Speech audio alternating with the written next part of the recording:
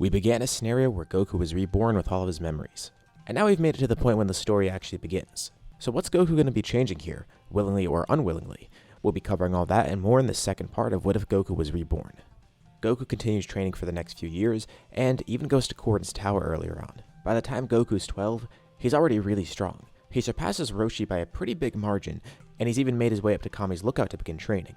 Kami and Korin have also heard his story. Goku has basically been telling all of his teachers along the way, but he's not sure if he should be telling everybody about what happened here. These years on Earth have been spent training only, and he feels it's best to at least let some people in on it. He's able to recuperate a lot of his old techniques, but now he wants to actually learn the different forms that he has. He tries to utilize Ultra Instinct again, because partially it is a technique, not just a form.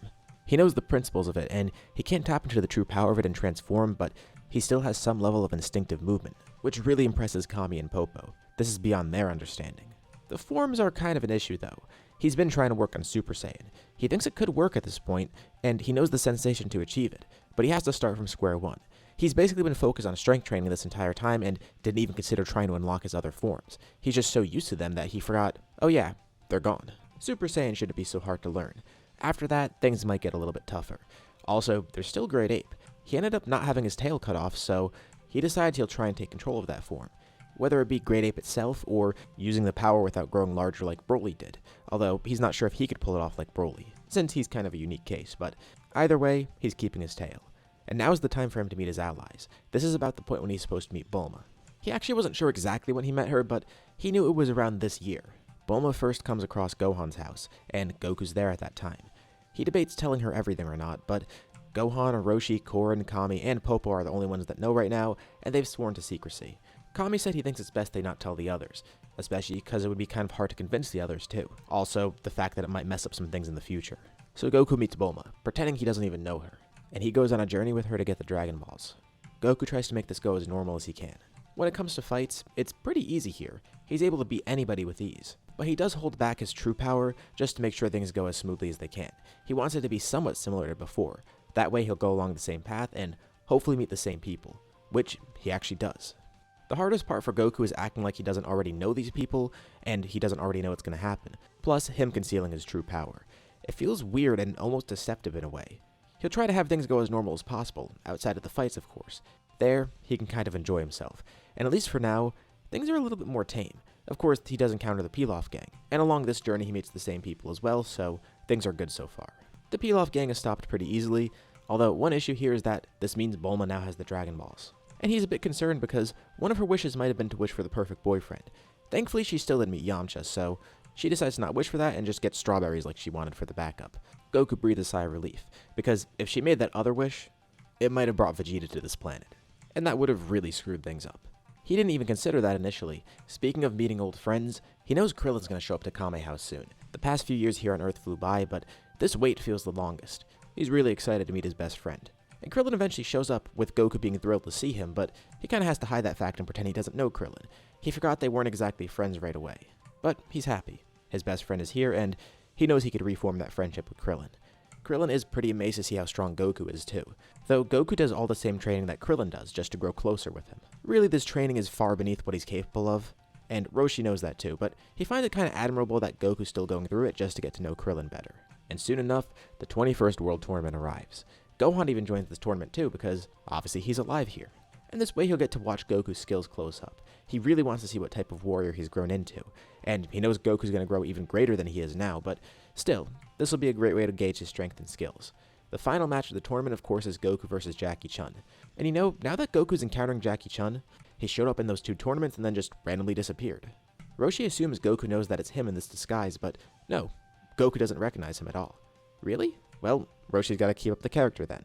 Although it kind of sucks for him because he wanted to ask how this fight initially went, but he can't ask Goku outright or else it ruins that disguise. They enjoy their battle.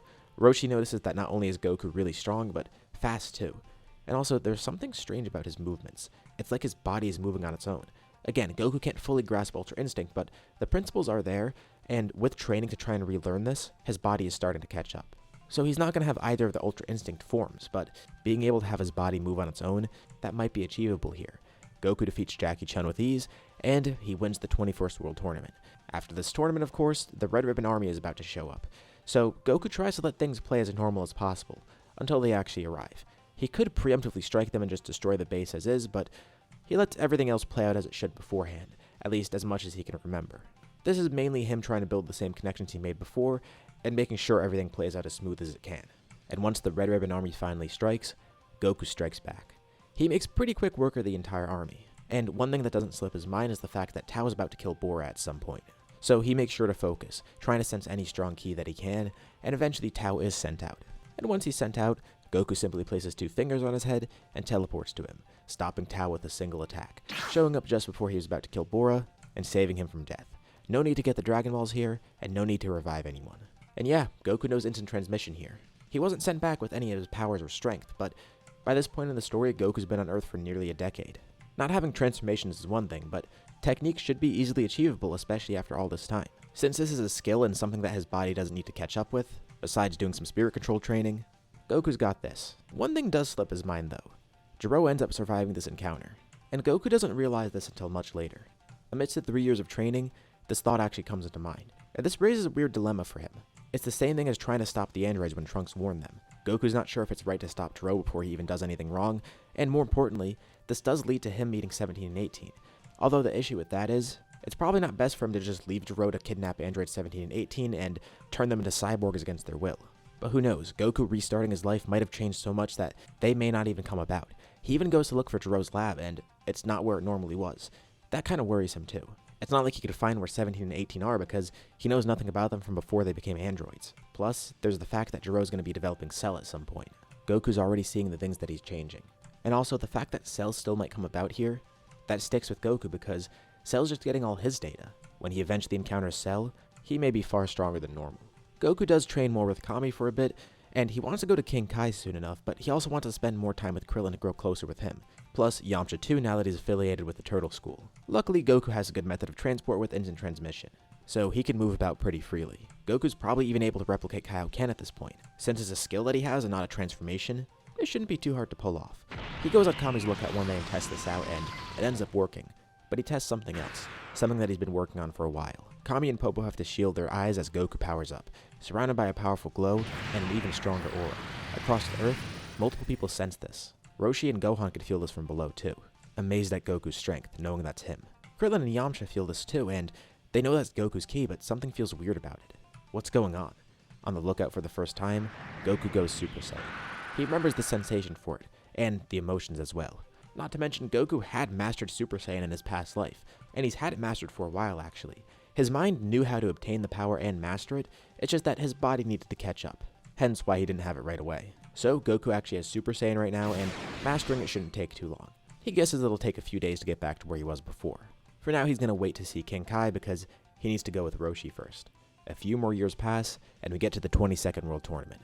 Goku has trained with Krillin and Yamcha, and he fights Tien, trying to show him the error of his ways and get him to change like he normally did. This time around, Goku ends up winning the tournament, although it feels like kind of a hollow victory because he knew he was stronger than him at this point. Winning 2 tournaments in a row gives Goku more attention too. He's going to have to lay low. But also, Goku knows what's about to come next. Goku waits for the right time. This is one part of his life that he remembers very vividly, the first death of Krillin. Not long after the tournament, Krillin is attacked by Tambourine. But with ease, Goku's able to intervene and stop him, killing Tambourine with a single attack. And Krillin can't believe it. He knew Goku was strong, but it's weird. Goku acted almost like he knew what was going to happen here. And Goku looks over at Krillin sort of with disbelief. He feels a strange sense of pride. He prevented Krillin from dying here. Sure, Goku realizes that he's not as strong as he was at the point when he died against Fu. But at this point in his life, Goku realizes that he's so far beyond where he was that he could change a lot. He prevented Krillin from dying here. He felt guilty before after what happened on planet Vegeta, being so weak to not be able to stop Frieza or save his parents. And it has weight on his mind too, like he's considered if he should revive them or not. He has the Dragon Balls after all, but it's never like he really knew them in the first place, and he doesn't know how that'll mess things up going forward. So he decided against that. But mainly the reason it weighed on his mind is the fact that he was worried he'd have to witness the same deaths again. The same tragedies that he went through in his regular life, he'd have to see here too. But he's already changed so much, and he could rectify more things going forward. He saved Gohan, Bora, Krillin, and soon Roshi and Chaozu will be saved by Goku fighting Piccolo on his own. Speaking of that, he now needs to find King Piccolo. He tells Krillin he'll be right back, placing 2 fingers on his forehead, looking for the power of King Piccolo's sons. And he teleports around, killing them all with ease. And eventually he finds King Piccolo. But just as he encounters King Piccolo, Goku has a very strange realization. First off, he can't kill Piccolo because then that'll kill Kami, and also it'll stop the other Piccolo from being born. He wants to meet the same people that he did before, and doing this would inherently go against that. He knows the Mafuba since he learned it before fighting Zamasu again, so he could seal King Piccolo. That would at least keep Kami alive, but that would mean no Piccolo Jr. This is his first real big issue, and Goku's realizing that he might not be able to save everyone like he wanted to. Granted, this is a bit of a unique case, but still, without things going normal here, Piccolo Jr. is never going to be born, and that means Piccolo probably won't be in his life. He can't really let King Piccolo escape either, and it's not like he could force him to make Piccolo Jr. King Piccolo gets ready to fight Goku, and the two briefly battle with Goku beating him pretty quickly. Goku asks Piccolo if he plans to make another son, and Piccolo's confused on how this kid is so strong and the fact that it seems like he knows everything. He teleported around and killed all of his sons with ease, and he even knew about his backup plan to make another Piccolo, almost like he wants him to do that. So yeah, Piccolo confirms that, but why is Goku asking? It almost sounds like he wants him to do that. Another thing here is that even if Piccolo does do that, he didn't make his wish like normal, so that would affect the other Piccolo that's born, since that is his reincarnation. Goku is pretty conflicted here. He didn't forget about anything that happened here, it just kind of slipped his mind that him stopping everything would affect things in this weird way. So Goku makes a strange choice. He reveals what happened to Piccolo, and tells Piccolo about his own life. Piccolo doesn't believe any of it at first. He thinks Goku's just trying to distract him and make up some fantastical story. But all of it ends up making sense, and Goku recounts everything. He even tells Piccolo things about his own life that Goku shouldn't really know. So Piccolo counters, assuming that all of this is true, why tell him? The way Goku frames it, he hated King Piccolo. King Piccolo was responsible for the deaths of his friends, and so many more. And Goku says he's not sure why he's telling him. He did hate King Piccolo for what he did, but he grew to see so many other people change. Plus, Piccolo is connected to Kami, and he wants to keep Kami alive, of course. But Goku did see Piccolo Jr. change, and Piccolo doesn't believe any of that. There's no way his reincarnation would turn good, let alone him himself. But Goku says he'd be surprised. He tells Piccolo even more, the fact that they're both aliens, telling Piccolo that he's from Namek. He even tells Piccolo more about his past, including recounting things about the Demon Realm. Piccolo is a bit bummed to learn that he's not the real Demon King, but this gives Goku's story a lot of authenticity. He knows a lot, and this all sounds true. But still, it's not like this will all turn Piccolo good or lead to Piccolo Jr. So Goku makes a tough choice here. He leaves Piccolo alive for now, and unsealed. He knows that if Piccolo ever does cause trouble, he can kill him with ease, or seal him. Maybe the reason he told Piccolo all of this was to threaten him, and Piccolo knows all of this too. He can't win here, can he? Goku does leave Piccolo with one thing though. He won't stop him from wishing for youth, but if he even thinks of harming anyone or causing trouble, well, Goku turns back towards him and powers up, transforming into Super Saiyan. He lets Piccolo know that this is only a fraction of his power, and even if he did regain his youth, he can't match up to Goku. Piccolo is just left speechless. Not only was he completely embarrassed, but his whole worldview is shattered. Did he really turn good? Begrudgingly, Piccolo goes off on his own. He will grow stronger. He will kill Goku, and he's not going to become one of his allies. The Pilaf gang watches from afar, pretty scared as well.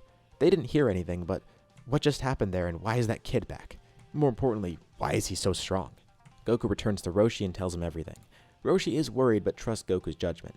He then goes to Kami, and then to King Kai. For the next few years, this is where he'll train, but he'll be back for the 23rd World Tournament. And Kami did inform King Kai about this before, so King Kai knows about Goku's origins and such, leading him to wanting to train Goku. Even though Goku knows so much as a martial artist, it's a fun experience going back to his old teachers and relearning the basics. Time passes and the 23rd World Tournament arrives. Goku returns to Earth. And one thing to note is that he actually recognizes Chi-Chi here, and his friends are all glad to see him too. And yes, Goku probably still would get engaged here just like normal. But at the tournament, Goku's looking around for another contestant. He actually sees Tao there, who's not a cyborg this time because he didn't get blown up by a grenade.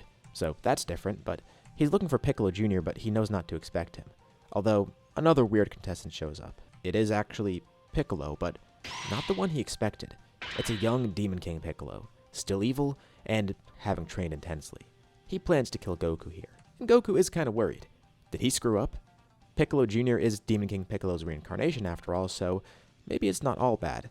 But does this mean King Piccolo is going to become his ally? With that, we'll leave off here for now. What do you guys think about this part? What's going to happen next? Leave your thoughts and ideas in the comments below. I'd love to see what you guys think. As usual, be sure to drop a like and subscribe if you haven't already. It really does help out the channel, and it shows me you want to see more videos like this. Anyways, thank you all for watching, and I'll see you all in my next video.